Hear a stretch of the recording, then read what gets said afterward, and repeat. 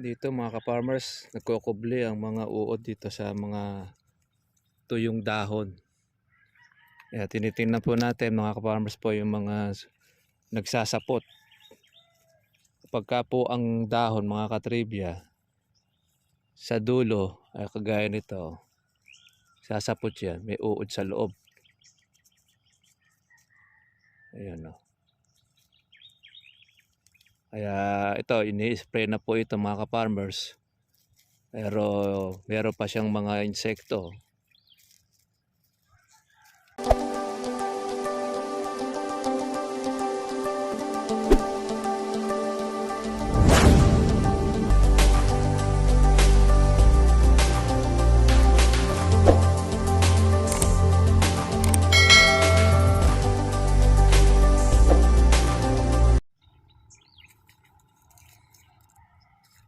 Dito mga ka-farmers, nagkukubli ang mga uod dito sa mga tuyong dahon.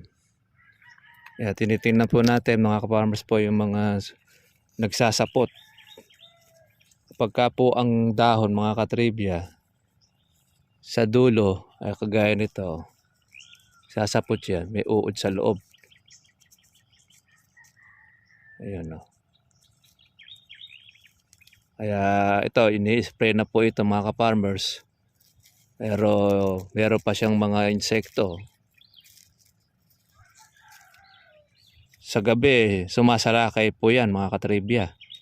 Kaya ang sisirain po niyan, yung inyo pong mga maliliit na bunga. Ng mga uod po na yan. Ayan o, ayun o.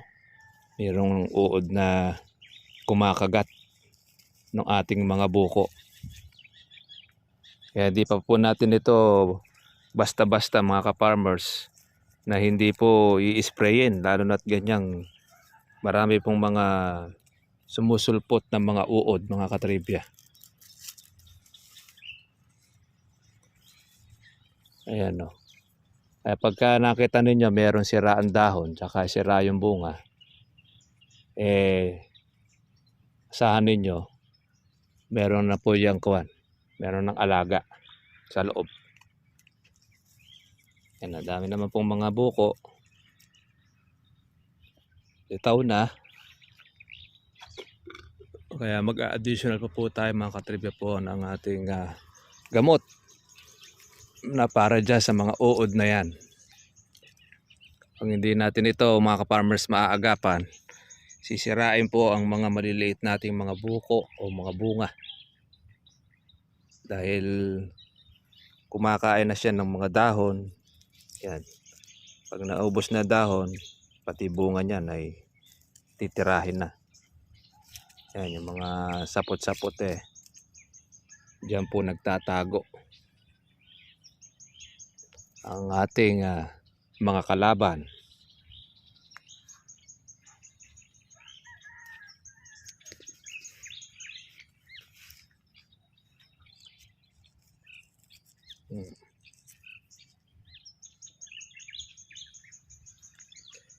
Ano? Para sa mga garapata, mga katribya, dami ng mga buko. Makikita mo na rin dyan yung mga may sira. Yung mga ganitong mga size. Yan. Pagka ganito na yan,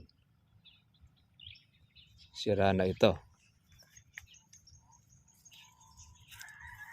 Yan. Kaya ganito, malalaman nyo na kung meron kayong aanihin o wala sa ganyang size na gamais. Wala na po siya sa bilog.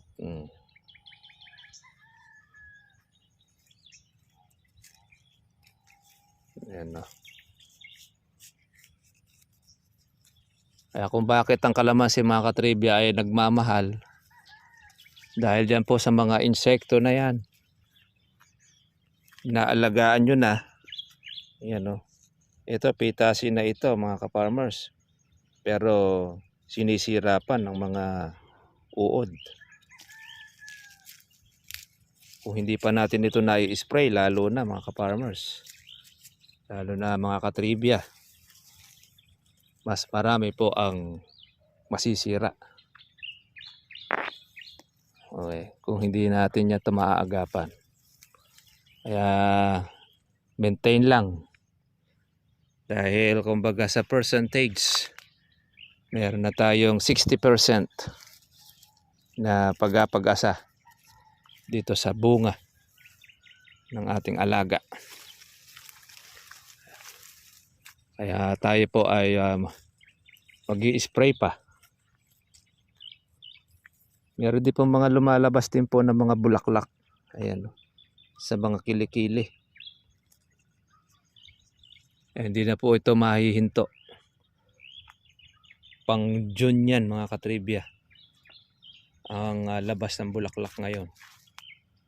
Ayan, nawala na po ang dahon nito. Bunga na ang natira.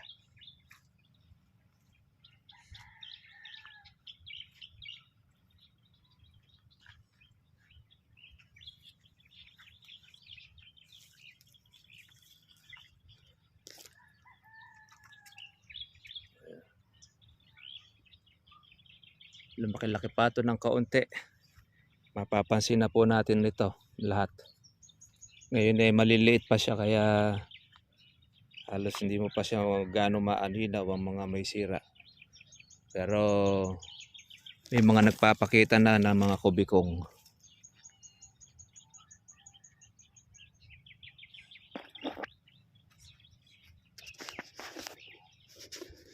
Good morning po sa inyo mga katribya at welcome po sa aking YouTube channel. Makulimlim po ang panahon po natin ngayon. Medyo po malamig po ang panahon. Kaya kung kayo ay mag-i-spray, isaalang-alang po natin para hindi po masayang po ang inyong mga gamot. Napakamahal po ng mga gamot natin binibili. Hindi naman po siya bumababa kundi bagkus tumataas pa. Lalo na pagkasikat ng gamot na inyo pong nagagamit, ay asahan po ninyo, hindi nyo na mabibili po sa dating presyo. Kaya ganyan ang kuha natin. Kaya magkakahirap-hirap ang ating mga farmers. Marami pong mga sumasalakay sa ating mga pananim. Tapos mura pa. Pagka marami po ang aanihin, asahan ninyo, babagsak po ang presyo ng kalamansi or anumang gulay. Lalo ngayon, panahon po ng sibuyas, marami tayong mga magsisibuyas, mga dumadaing dahil sa bagsak ang presyo ng sibuyas, malaki ang kapital. Imagine ninyo, yung palang 10 lata ng sibuyas mga katribya, maubos sila ng 300,000 ang kanila pong puhunan sa sibuyas. Kung yun ay mapipitas or mabubunot lang sa presyong 40 o 30, talo ang mga magsisibuyas. Kaya naman, napakahirap po talaga ang pag-aalaga niyan. Maraming busisi, marami kang tauhan na uupahan, padadamuhan mo siya. At pagka sinalaki pa siya ng harabas, apakamamahal naman po noong harabas ng pang-insekto ng sibuyas, halos mapatak yata ng 3,000 isang bote lang. Pag in-spray mo naman po mga ka-farmers po yung sibuyas, naninigas na ang dahon. Hindi na makalaki rin ang kanyang laman. Kaya ang kumikita, ang agri-supply ang nagbebenta po ng pataba. Pero ang ating po mga kapwa ka-farmers sa sibuyas, talagang marami nalulugi, nag-iiyakan. At ang isa pang nirereklamo ay yung importasyon sa ibang bansa. Siyempre nga naman, maiiwan po yung dito sa atin, yung ating mga tanim, mabebenta yung sa ibang bansa dahil malalaki. Kaya yan ang isa sa problema ng ating mga ka-farmers. Ang palay, maganda ang presyo ng palay ngayon dahil maganda-ganda rin naman ang ani ng ating mga magsasaka. Sila po ay nakakabawi po ngayon. Kaya lang, maganda rin po ang presyo ng bigas. Nasa 50 or 60. Kung gusto mo naman ng nasa 30, halos hindi na po makain. Binlid, tapos iba may amoy na. Yung 35. NFA, ika nga. Yan. Ang ating kalamansi. Monitor natin hanggang po sa kanya pong bunga. Ito, napitas na po natin yan. Kaya papalitan na po ito ng panibago pong bulaklak mula nung tayo ay magpatubig. Kaya tayo, tinitingnan natin kung ano po ang sakit ng ating alaga. Para nun, mag-additional tayo ng ating herbicide o insecticide pag tayo mag-i-spray. Ganyan po mga ka-farmers po ang ating lagay. Ikaw na may-ari, ikaw pa ang technician. Kaya pag-aaralan mo lahat para may sumalakay na salot, alam mo siyang apulahin. Hindi kagaya noong wala tayong malay, wala tayong alam, sinasalakay na ang inyong pananim, wala tayong magawa dahil hindi mo alam kung ano gagawin. Kaya yung ating pong vlog, yan po ay katulong para doon sa ating mga beginners na wala pong alam pa sa larangan ng pag-aalaga ng kalamansi. Ayun.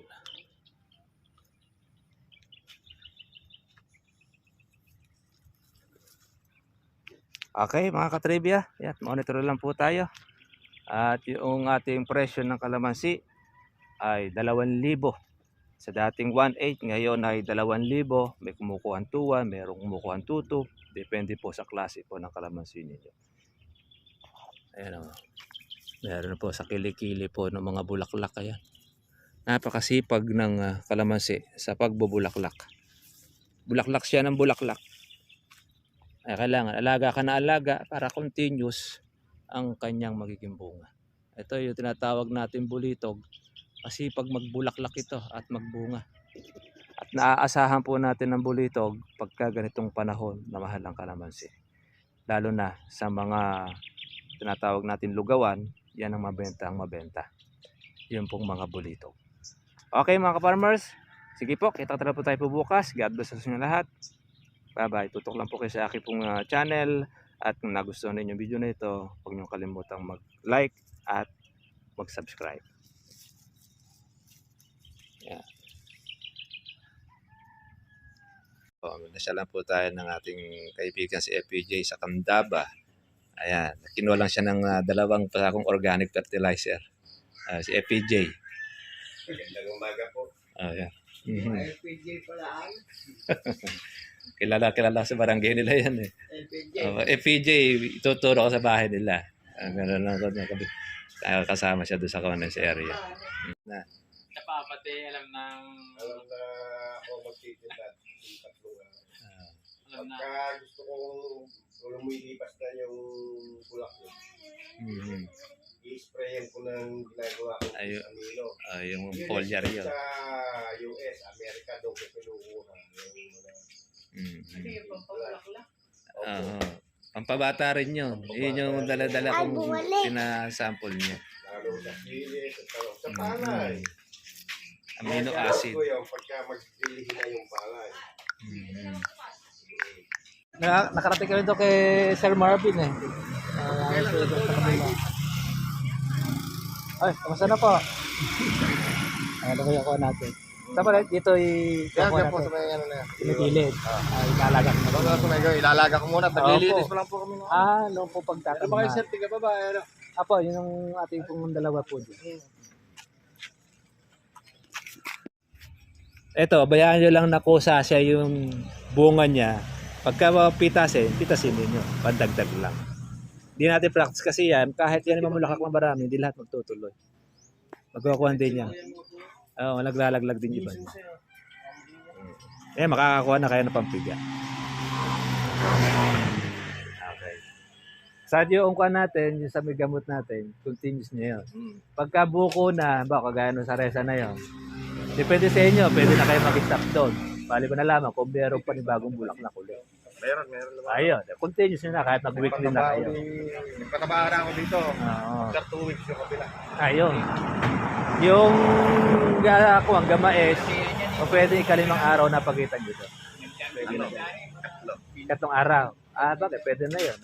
Nagtapa nga ako. Para nun at least mabuo po Meron lalo. pa rin lumalabas na... Yung mga kumikong. Oo. Hindi talaga may iwasan Kaya yun. nga akong iwasan. Oo, Ginawa ko hindi na naman lang. kasi mape-perfect yung talagang pag-spray. Kasi lahat ng mga tinamaan ng gamot, yun yan po buo. Pero yung ibang mga hindi tinamaan, yun nasisingitan ng mga insekto. Tsaka hindi, kung halimbawa lahat po ay magtutuloy, kawawa yung kalamansi ninyo.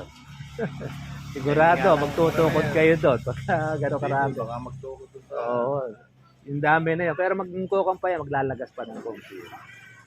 Basta ang gawin ninyo, supply nyo lang po ng tubig. Tapos, Tubig lagi. po, 2 months, katapos ang abono, lagyan nyo uli hanggang pag-anin na yun. Para at least meron siyang baon. Huli naman ka ng bunga. Opo. Kasi ang kalamansi pagka saresa na siya, bumili lang ka lang ng 2 linggo, gahulin na yun. Kaya nga Marso, makukuha nyo na yun. Kaya dito, Pag maganda presyo ng Marso, yun, makakakuha kayo. makakakuha ito mga situli ng map. Opo, ang Marso kasi wala po maraming ganong bunga sa amin. Ama na pa, ito pang April. April. Oo, medyo marami-rami yan. Pero siguro baka hindi pa naman babagsak yan dahil lalo na ngayon, kailangan ng kalamansi. Kaya naman kasi sa akin kasi pag halimbawa medyo mababa, ang tala mo, palakihin mo na lang ang bunga. Mababawi mo naman doon sa laki yung kalamansi. Bisa naman, pag tumaas naman yung kalamansi, tempo mo naman, malaki yung bunga mo naman. Kaya lang di kami makapagpalaki. Mayroon pong mga maitim ang ulo. Gabi, nanonood lang din ng vlog yun. Yun ang kawato. Pero ito bali, magsasawa rin yung mga yan. Ayan, 300 po na XL. Hindi na. Kailangan mapasas. Ano po, shoutout po natin si Kuya. Press na press po ito sa Dubai po ba kayo? Ayun, sa Qatar. Napaka-init pala doon na umaabot ng 60 degrees. Yung, Ang, heat index. yung heat index. Oh, grabe. Samantalang sa atin, nagre-reklamo kami pagka-40 na. Ganun kahirap po sa abroad. Lalo po sa parte po niya ng Qatar. Kaya ayaw nang bumalik. Kaya Alala mo ilang naman. taon pa lang, graduate na po yung mga anak niya, mag-on-go na siya sa calamansi farming. Sige po kuya, maraming salamat po ulit. Nag-chat-chat na lang po ulit. Sige po. Okay, thank you po. Kaya po God bless po mga baby. Lawag na lawag. Sige po, pagka po meron kayo, tanong nyo lang din. Ingat po. Okay po. Mga kapatid, tuloy na po tayo.